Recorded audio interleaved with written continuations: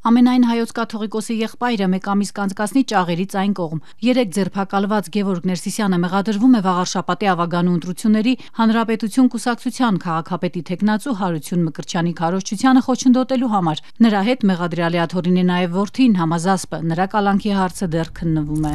Մենք արդեն քաղում։ Ես Գևորգ Ներսիսյանը ու մեր մյուսները։ Գևորգ Ներսիսյանն էլ է ձեզ հետ կապ։ Ներսիսյաններն ազատության հետ զրուցել այսօր չցանկացան, ամուր փակեցին դուռը։ Նրանց փոխարեն խոսեցին Ոսկեհատի գյուղամիջում հավաքվածները։ Սարգիս Հակոբյանը պատմեց, որ Գևորգ Ներսիսյանն այդ օրը գյուղամիջում իրենց հետ է եղել, երբ Մկրտչյանի թիմը եկել է քարոզ արելու գնացել։ Նրանք եկան, իրենց վար կանգնան, մենք չենք խառնվել, մենք արդեն քաղում։ Կանգնան, թողին գնացին գյուղերը, գյուղի շման էին գալիս իրենք, ուրիշ ոչ մի բան։ Այդքան բան եմ տեսել։ Մեկ էլ եմ տեսել, որ Միկրոֆոնը զեներ էին հանում, չգիտեմ ինչին անում էդ։ Ոչ մեկը չի մոտեցել իրանց։ Ոչ Գևորգ Ներսիսյանը, ոչ մենք, ոչ մեկը։ Հարություն Մկրտչյան, ո՞նց արինելու։ Ո՞նց արինելու։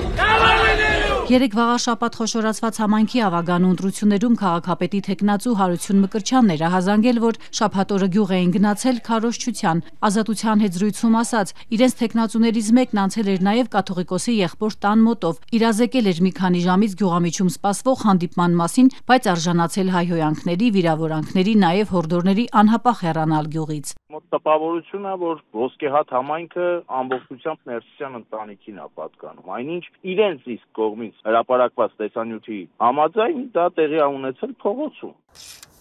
Ոսկեհատում, սակայն, ազատության զրուցակիցները կարծիք էին հայտնում, որ այս ամենը տեղի է ունենում վարչապետ կաթողիկոս դիմակայության շրջանակներում։ Եմի երևի, չգիտեմ, մնգած են հետևներից, թե ինչ մոմենտ է, ես չեմ հասկանում։ Էդ է պատճառը երևի հենց, որովհետև իրանց ինչ պետք է անում են, ոնց ուզում են այդպես են անում։ Ասենք չի երևում իմիգվա այս իրավիճակից ելնելով։ Սաղել եկել են շատ շնորհքով, շատ հավեսով գնացել են։ Ով էլ եկել է, ըստ իրանց ոչ մեկն էլ չի խանգարել։ Ինչի համար խանգարեն, ով ուզում է թող գայել, գնայել։ Սուտ է 100%-անոց դաժե, ոչ թե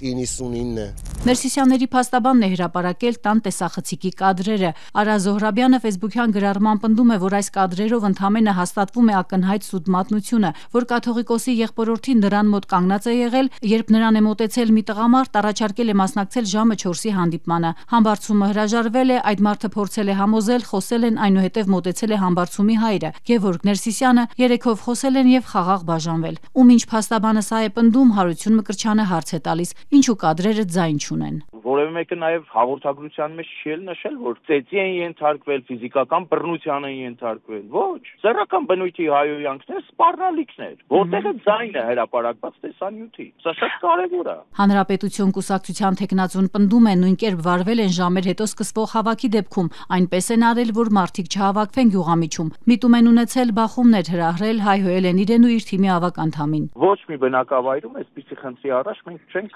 կանգնել։ Գյուղապետարանի դիմաց հավաքված բնակիչներին մեղմ ասած հորդորել են, իսկ իրականում սպառնալիքներ տեղալով ցրել են, որից անմիջապես հետո քաղաքացիները ցրվել են, գնացել են տներով, իսկ իրենք ցել են սեփական, այսպես ասած, շակերտավոր լեգիոնները հավաքագրել եւ մեքենաների մեջ, անկյուններում կուտակված, ակնհայտ ինչ որ լարվածության օջախ էին փորձում ստեղծել։ Հարություն Մկրտչյանն ասում է, իրենք եւս կադրեր կունենան, որոնք կտրամադրեն իրավապահներին, ինչու են ոսկեհատցիները իր կարծիքով հենց իրեն վատ ընդունել։ Քաղաքապետի թեկնածուն չի բացառում, որ պատճառը իր վերաբերմունքն է Գարեգին II-ի նկատմամբ։ Մկրտչյանը պաշտպանում է կաթողիկոսին գահանքեցանելու վարչապետի արշավը։ Նրա կուսակցության ղեկավար Արամ Սարգսյանը եւս պարբերաբար քննադատում է եկեղեցու վերնախավին։